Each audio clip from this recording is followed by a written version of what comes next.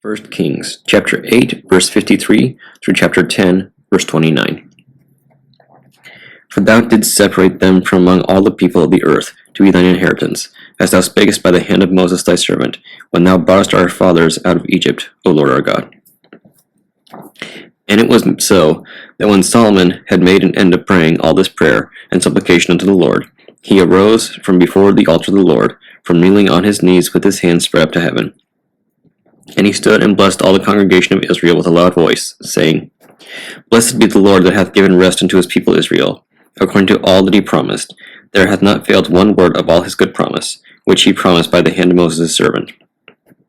The Lord our God be with us, as he was with our fathers. Let him not leave us nor forsake us, that he may incline our hearts unto him, to walk in all his ways, and to keep his commandments, and his statutes, and his judgments, which he commanded our fathers. And let these my words, wherewith I have made supplication before the Lord, be nigh unto the Lord our God day and night, that he maintain the cause of his servant, and the cause of his people Israel at all times, as the matter shall require. That all the people of the earth may know that the Lord is God, that there is none else.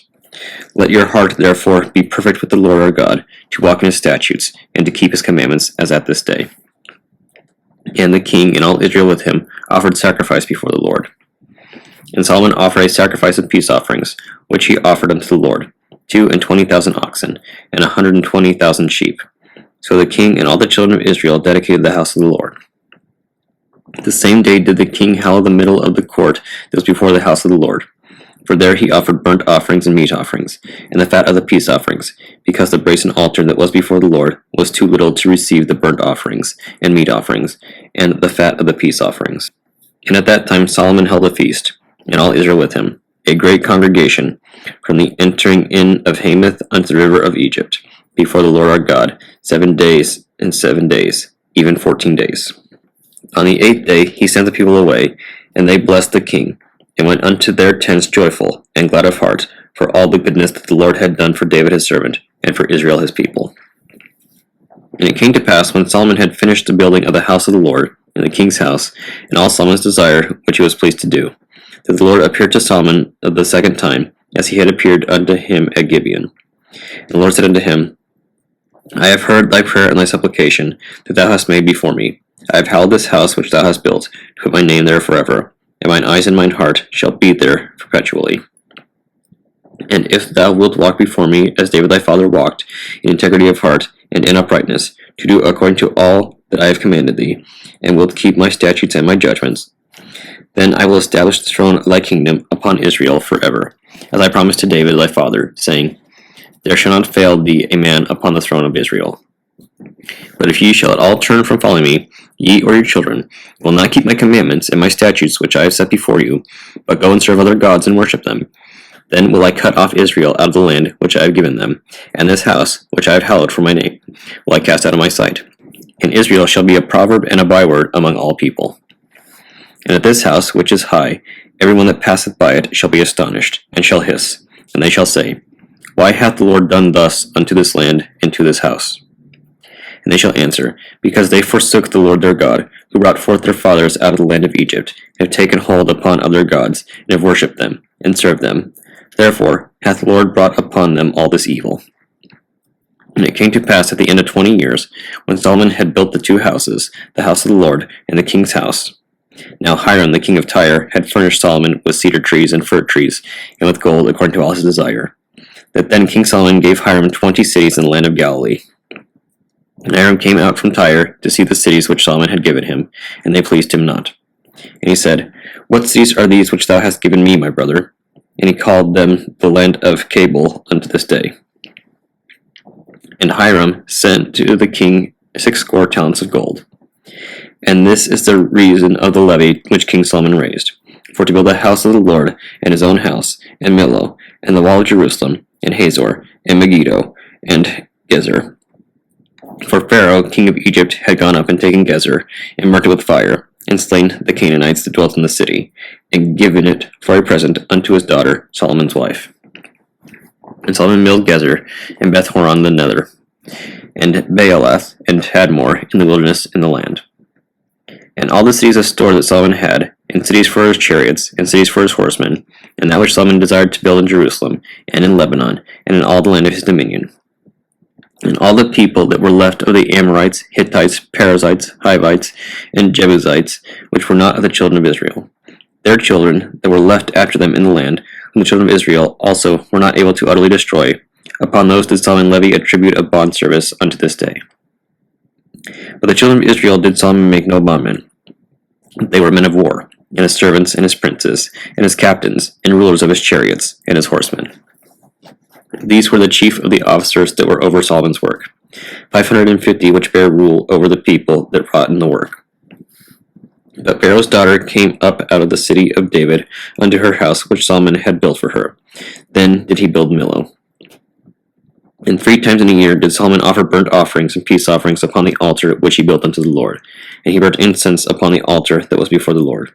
So he finished the house.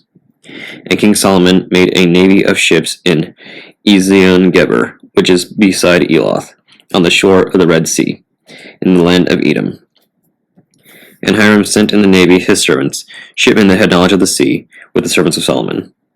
And they came to Ophir, and fetched from thence gold, 420 talents, and brought it to King Solomon. And when the queen of Sheba heard the fame of Solomon concerning the name of the Lord, she came to prove him with hard questions. And she came to Jerusalem with a very great train, with camels that bare spices, and very much gold, and precious stones. And when she was come to Solomon, she communed with him of all that was in her heart. And Solomon told her all her questions. There was not anything hid from the king, which he told her not.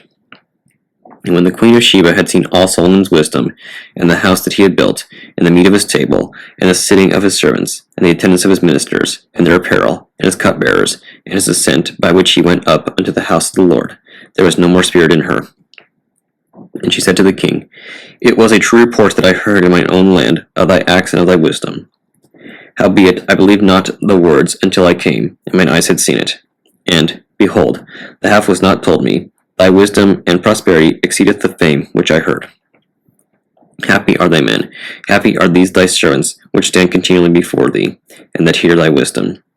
Blessed be the Lord thy God, which delighted in thee, to set thee on the throne of Israel, because the Lord loved Israel forever. Therefore made he thee king, to do judgment and justice. And she gave the king 120 talents of gold, and of spices a very great store, and precious stones. There came no more such abundance of spices as these which the queen of Sheba gave to King Solomon. The navy also of Hiram that brought gold from Ophir, brought in from Ophir great plenty of almug trees, and precious stones. And the king made of the almug trees pillars for the house of the Lord, and for the king's house, harps also, and psalteries for singers. There came no such almug trees, nor were seen unto this day. And King Solomon gave unto the queen of Sheba all her desire, whosoever she asked, beside that which Solomon gave her of his royal bounty. So she turned and went to her own country, she and her servants. Now the weight of gold that came to Solomon in 1 year was 666 talents of gold. Beside that, he had of the merchantmen, and of the traffic of the spice merchants, and of all the kings of Arabia, and of the governors of the country. And King Solomon made 200 targets of beaten gold, 600 shekels of gold went to one target. And he made 300 shields of beaten gold, 3 pound of gold went to one shield, and the king put them in the house of the forest of Lebanon. Moreover, the king made a great throne of ivory, and overlaid it with the best gold. The throne had 6 steps, and the top of the throne was round behind, and there were stays on either side of the place of the seat, and 2 lions stood beside the stays. And 12 lions stood there on the one side, and on the others upon the 6 steps. There was not the like made in any kingdom. And all King Solomon's drinking vessels were of gold, and all the vessels of the house of the forest of Lebanon were of pure gold. None were of silver. It was nothing accounted of in the days of Solomon. For the king had at sea a navy of Tarshish, with the navy of Hiram. Once in 3 years came the navy of Tarshish, bringing gold and silver, ivory and apes and peacocks. So King Solomon exceeded all the kings of the earth for riches and for wisdom. And all the earth sought to Solomon to hear his wisdom, which God had put in his heart. And they brought every man his present, vessels of silver, and vessels of gold, and garments, and armor, and spices, horses and mules, a rate year by year. And Solomon gathered together chariots and horsemen, and he had 1,400 chariots, and 12,000 horsemen, whom he bestowed in the cities for chariots, and with the king at Jerusalem.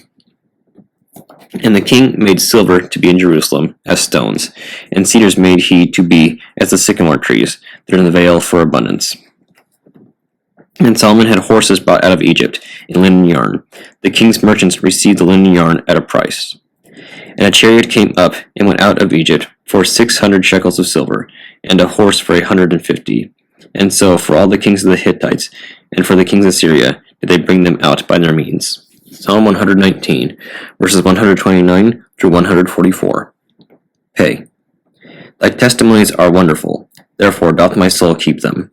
The entrance of thy words giveth light, it giveth understanding unto the simple. I opened my mouth and panted, for I longed for thy commandments.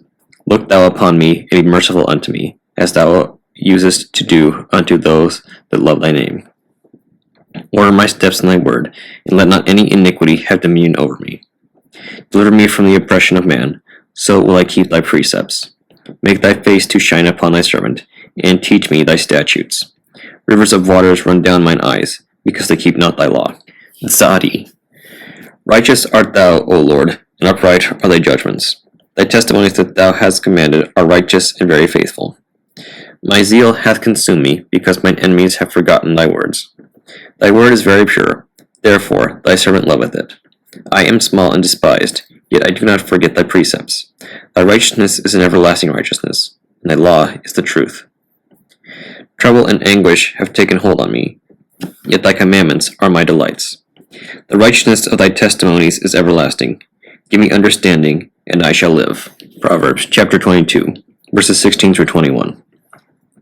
He that oppresseth the poor to increase his riches, and he that giveth to the rich shall surely come to want. Bow down thine ear, and hear the words of the wise, and apply thine heart unto my knowledge. For it is a pleasant thing if thou keep them within thee, they shall withal be fitted in thy lips. That thy trust may be in the Lord, I have made known to thee this day, even to thee. Have not I written to thee excellent things in counsels and knowledge, that I might make thee know the certainty of the words of truth, that thou mightest answer the words of truth to them that send unto thee? Baruch chapter 5.